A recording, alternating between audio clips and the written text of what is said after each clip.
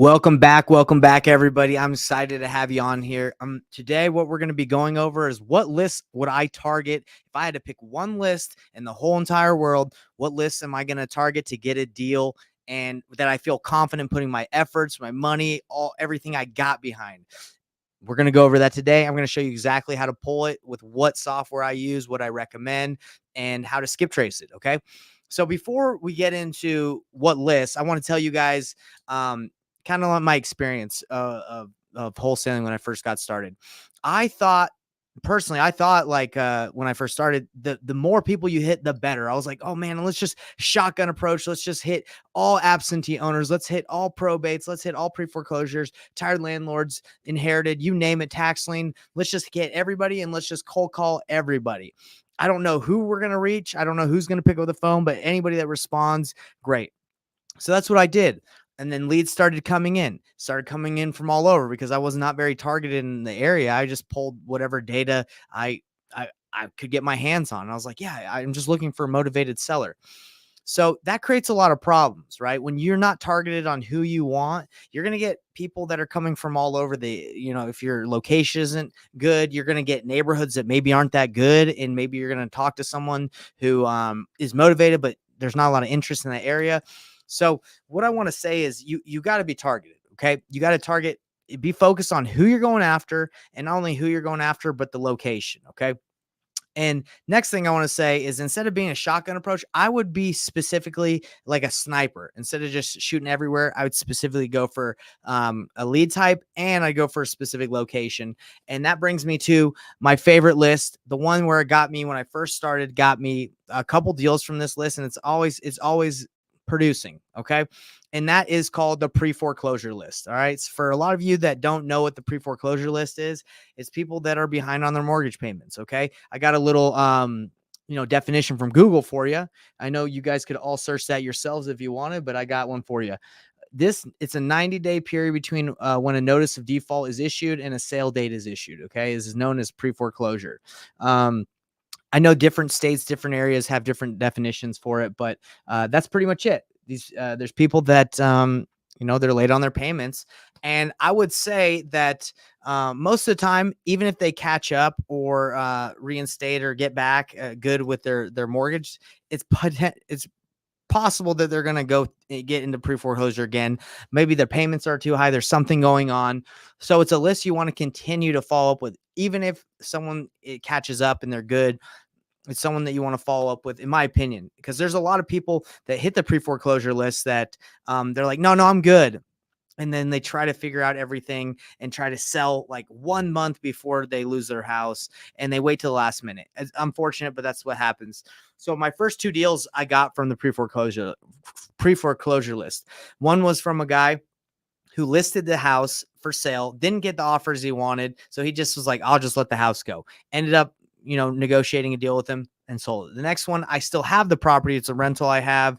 And we were able to work out a deal where we caught him up on, where he was behind. And then I took over the payments and then paid him out later on like a subject to deal. So anyway, pre-foreclosure is the list I'd go for. The cool thing I like about the pre-foreclosure list is, if you're in a big area, like a big major metro, there's still not that many leads. Okay. There's still not that many. So you don't have to pull a list of like 10,000 or, call all day just trying to like cold call through the list, or hire a giant team to do it.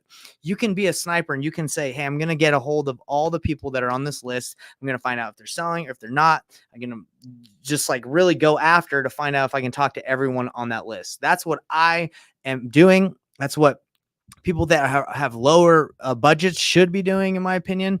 And you go into those situations, and I'll talk more in the future about like the scripts and best way to talk to them, to people in pre-foreclosure. But you do not want to go and be like, hey, are you selling right now? I'm looking to buy houses. Like, you have to be empathetic to the situation they're going through. You have to be understanding. It's a tough time. So you have to do it strategically. Okay. So right now, what I'm going to do is I'm just going to show you guys how to pull that list on batch leads and how to skip trace it. It's pretty dang simple. I know there's a ton of different ways to get the pre-foreclosure list. I actually also, some title companies, investor-friendly title companies can give it to you. But batch leads has it depending on the county and where you are. Depends how quick they get the list. That's just how it works in the United States, like in different areas. Sometimes they can get really fast, the data. Sometimes it takes a little bit longer, but it just depends on where you're at. All right. So let's pull this list, everybody. Let's see how you do it. All right. So I'm in Salt Lake City, Utah. I'm in Sandy. So what am I going to do? Well, all you have to do is all you got to do is type in the area where you want it, or you can go here and you can say, give me the juice, give me the whole range of Salt Lake City, like below Salt Lake City and down here. I mean, if that's what you want, right? So then it's pretty freaking simple. All you do is you go over and you see pre-foreclosures. There's 312 that are that it's pulling up at the moment. So all you got to do is you got to select all and you got to save the list. Okay. How do you save these properties? Well, you create a list. You can call the property list pre-foreclosure, and then you can tag it as South Salt Lake, right? Or wherever the location is. Okay. Pretty simple. So you save this. And you can also say skip trace selected properties next. Bam. That's it. That's it, everybody. So you get the list, you pay, you submit, and then you go to the next tab. And this is where you'd go. You go to my lists. You click my list. I got it zoomed in for you. So you just go to the top. You pick show all properties, pre-foreclosure. You select all. And well, I already skip traced it from that main page, but if you didn't, you can skip trace it from here. Bam. And you got your list. And I'm not telling you all to just go get an auto dialer, like to go in and just like blast all these people. Personally, what's been working for me and for the people that I work with and I tell to do the strategy, I just say, hey, call from your cell phone. Text from your cell phone. When they see that iPhone, they see that blue check, that blue message, they're like, oh, this is a real person. Sometimes when I dial through an auto dialer or my CRM, the calls don't get delivered. They go straight to spam, no matter what I do with the numbers. So when you call from your personal cell phone or like a Google Voice, it gets through better from what I've seen. It takes more time, but hey, it's all good. There's only 312 people in South Salt Lake that you've seen on the list right here. So pretty dang simple.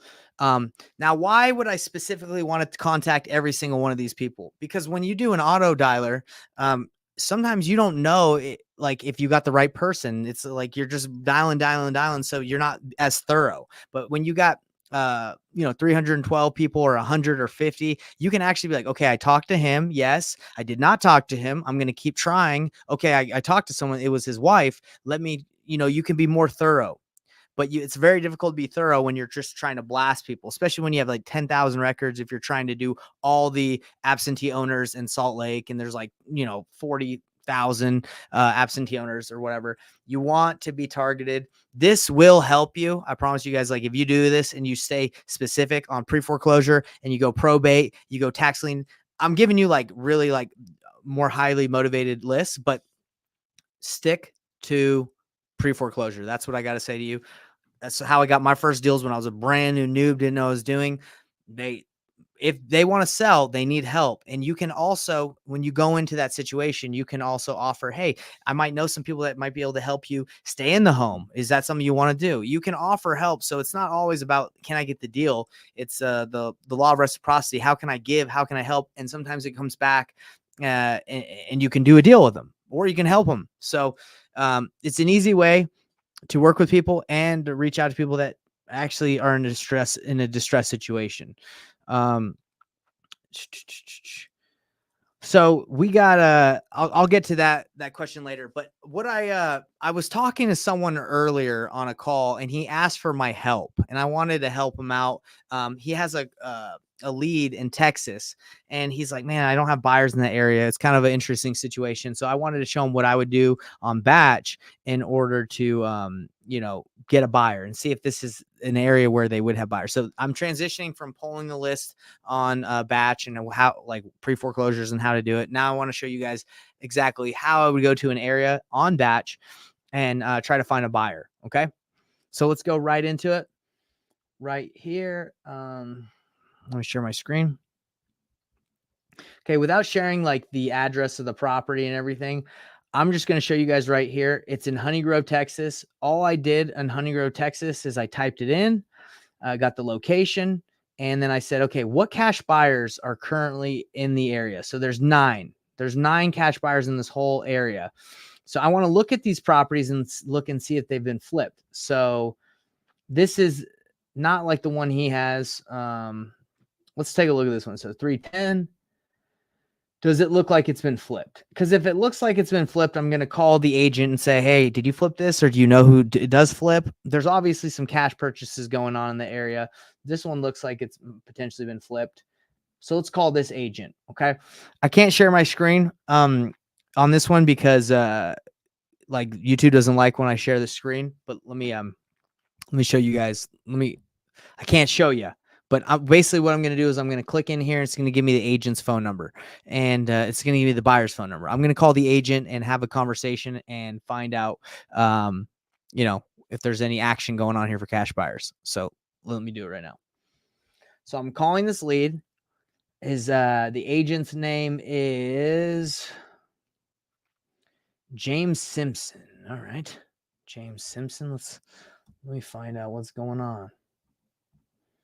Okay. So my purpose in calling this would basically to be like, hey, James, you know, my name's Nathan. I'm an investor. I noticed that, well, I would say, sorry, I'm trying to do 2 things at once. Let me say it again. Hey, James, my name's Nathan. I was cold calling. I'm an investor, and I found a seller that has a property in your area. I've never done a business in Honey Grove. Wondering if there's a lot of flips going on. Wondering if you know any cash buyers out there that maybe we can, you know, you could help me find a buyer for this deal. Just like straight, transparent honesty. Just, hey, can you help me out? Do you know how to work with wholesalers or not?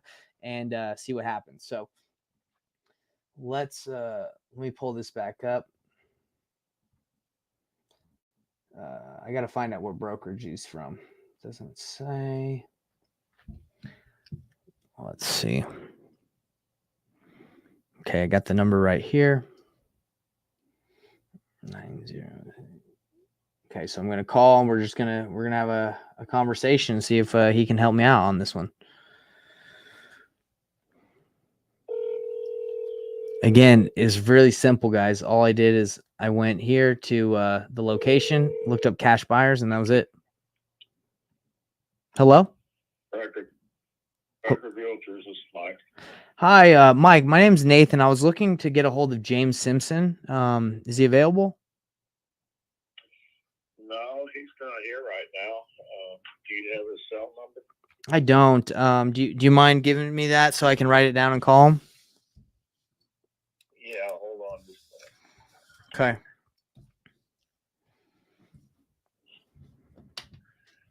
903 Okay. 640 Okay. 3014. 3014, you said? Yes. Well, maybe you might be able to help me out. What was your name again? Mike? Okay, Mike. So, Mike, I got a question. So, I work in the Dallas area mainly, and I was talking to a seller there that happens to have a property in Honey Grove that he wants to sell. And you know, I usually don't. I've never done a deal out here. I've never flipped a property, but I was just curious: is there a lot of activity in Honey Grove for fix and flips and rehabbing homes? Are there a lot of cash buyers out there? Well, so you're a real estate agent? No, I'm a real estate investor. I fix and flip. I wholesale properties occasionally. It really just depends on the property itself. Well, Honey Grove's a real small town. Right. And what it has going for it right now is it's pretty close to the dam where they dammed up the Bodark Lake. Okay. And property around there is in fairly high demand, especially the closer you get to the lake. Okay. As far as flipping properties, I mean, you can invest in land, but you're kind of behind the edge of it because the property values have already increased over the last 2 or 3 years. So you got to be buying at the high end. Gotcha. As far flipping properties and rehabbing them, I mean, we've had a lot. Bonham is where our office is, and it's about from Honey Grove 20 miles, maybe a little bit less than that. Yeah, I see it on the map right here. Well, we've had a lot of investors come in and rehab some of these older houses, and I guess some of them have come out on them. But that's been going on for at least 2 years now. So okay. Well, have you ever? I don't know. I think you really need to be careful right now. Yeah. You mean like if I bought it and then flipped it, and it might sell, might not? Is that what you mean? Yeah, I think you'd be having to buy at a fairly high price, and I think you might not come out on that. Yeah. Well, I'm curious because most of the time when I come across properties that I don't want to flip, if I'm not in the area, I try to wholesale them and get them at a price that makes sense. And then I just try to, assign it to a cash buyer at a price that would make sense for them. Do you work? Have you ever done a wholesale deal or brought a cash buyer to a wholesale deal? You mean like off-market properties and that type of thing? Exactly. Yeah. Because this seller I have seems pretty motivated. I think I might be able to get it low enough, but I wouldn't want to end up flipping it. I'd rather just sell it to an investor that would want to buy for cash off market. I have not really participated in deals like that. I think probably you might find one seller like that. I guess there's always deals out there, but right. Most the common knowledge is in the area that prices are fairly high for it. I mean, I've seen houses sold for $50,000 and $60,000 5 years ago, bring 2 and 3 times that. Yeah, of course. So, and and it's pretty well general knowledge now. I mean, prices have softened a little bit, but expectations haven't. Yeah, of course. So I think kind of, good luck with that, but I don't think there's any way I can help you. Yeah, well, that's pretty much what I just wanted to know is that if you knew any cash buyers or any flippers that are actively looking for properties in Honey Grove or in the surrounding areas that you could connect me with, because I have one right now that I think I have it at a pretty decent price. I could send you the information, but do you even know any cash buyers off the top of your hand that are looking for flips actively right now? Not really, no. Okay. No, I totally get it. We got agents in this office, so chances are maybe somebody does, but I personally don't. Yeah. So it's not like a really hot thing looking for like off market properties to flip in that area. It seems like. No, I personally don't deal in them. Okay. I don't know that the office does. Okay. Well, I appreciate your time. I thank you for all the information you've given me. Oh, you're welcome. Okay. Have a good one. You too. Bye. So the difficult thing about working, everybody, if anybody heard that, like the difficult thing in areas that are this small is there's just not a lot of demand, right? So I called the office and it gave me the number of the guy that has the listing. He might be better help. I'd have that exact same conversation. I was kind of throwing a little word vomit, like throwing a little too much questions at him. I needed to just ask him one question instead of multiple ones. Is my bad. I can do better. But I would still call these ones because they're saying these are cash buyers. I'd call the agents on these. So to my buddy that I'm doing this for, that's exactly what I would do. Have that conversation. He doesn't know anybody. That doesn't mean it's not happening. But this activity of finding a buyer might take you a day, if a couple hours to go through all the listings in here and kind of get the scoop. But because he just didn't know anybody, but if you find someone's like, yeah, maybe, depends. Like, obviously, if we got it at a great deal at a low price, and it would make sense. But anyway, that's the process that I go through in small towns like this. Yeah, you just got to call some agents that have the hookup and know the area like the back of their hand. They're the masters of the area. Okay.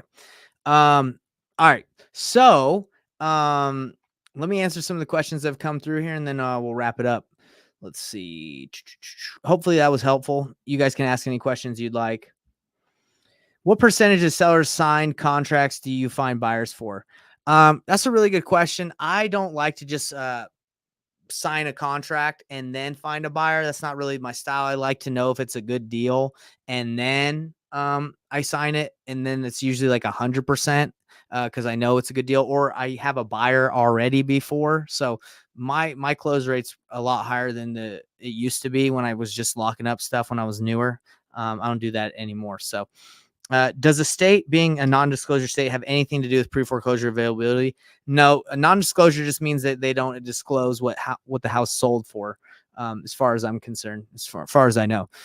How do you help people stay in their house when in pre-foreclosure? So if you want to help someone stay in their house, you can negotiate some of the well, no, hold on. That's if they have like debt from other stuff. Okay. So how you can help people stay in their home is you can catch up their payments and then you can rent it back to them, which I don't really recommend.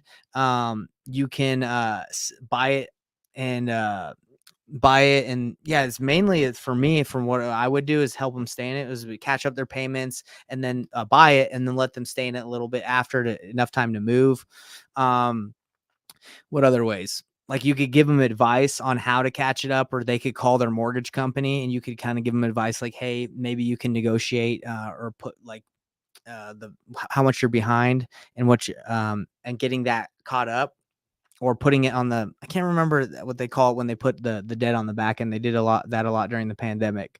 But yeah, that's what I would suggest. A lot of the time when I suggest that that like we can help you stay, it's more of like, hey, we'd buy it on terms and we'd work out a structure where we would take over the payments and we'd let you stay in it for just a little bit or something like that.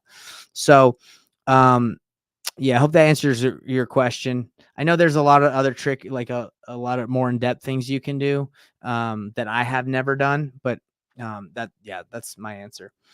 Philip Alou, yeah, of course. Amazing Mr. Payne, Willie Will Maleon. And I think that's how you say Maleon. I appreciate you. Thank you so much.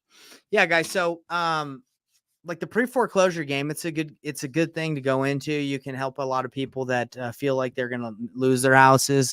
They have options. They have a lot of options, and you can help them. You can stop the sale from happening if you present a contract before the auction, or you can stop a sale from happening, which helps a lot of people out.